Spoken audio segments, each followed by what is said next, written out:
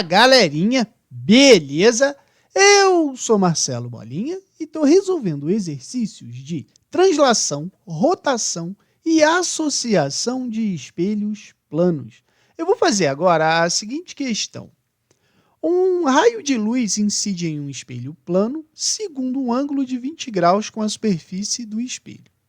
Girando-se o espelho em 10 graus em torno de um eixo perpendicular ao plano de incidência, então o raio refletido agora sairá com um novo ângulo com a normal, a superfície do espelho. Assinale a alternativa que corresponde aos possíveis valores de alfa, de θ, né? Bom, vamos lá. A primeira coisa que a gente vai representar é o seguinte, ele falou, ó, um raio de luz incide num espelho plano, formando um ângulo de 20 graus com a superfície do espelho. Então, a minha ideia é o seguinte, superfície do espelho, eu tenho aqui o raio incidindo, certo? Depois, esse raio vai ser refletido.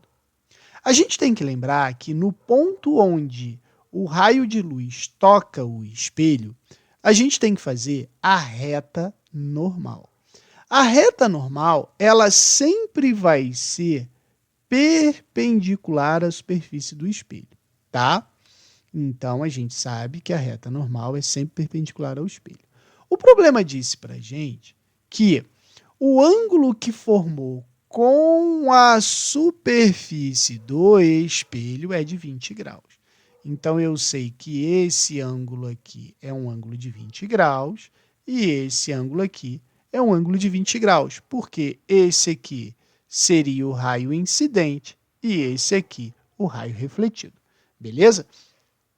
Só que nessa situação aqui está ocorrendo o seguinte, ele girou o espelho em 10 graus, só que ele não falou se ele girou o espelho para cima ou se ele girou o espelho para baixo.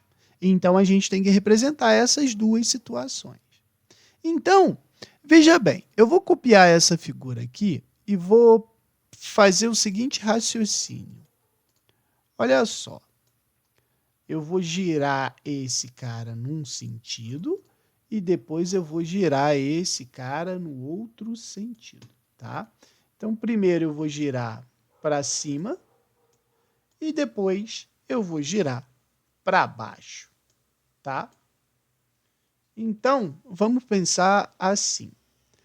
Quando eu pegar esse espelho e girar esse espelho nesse eixo aqui para cima, vamos botar aqui 10 graus para cima, tá? Então, ele estava aqui, eu girei esse cara em 10 graus para lá.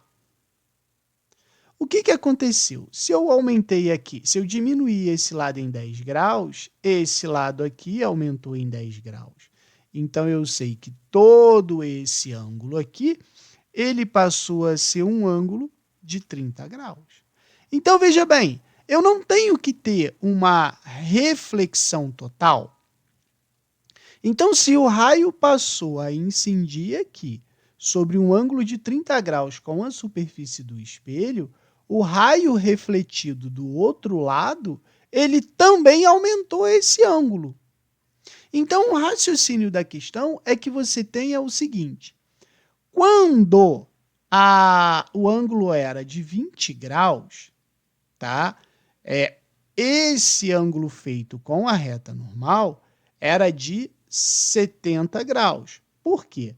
Porque eu sei que 20 mais 70 vai dar os 90 graus. Os 90 graus é formado sempre em relação à minha reta normal, que é perpendicular à superfície.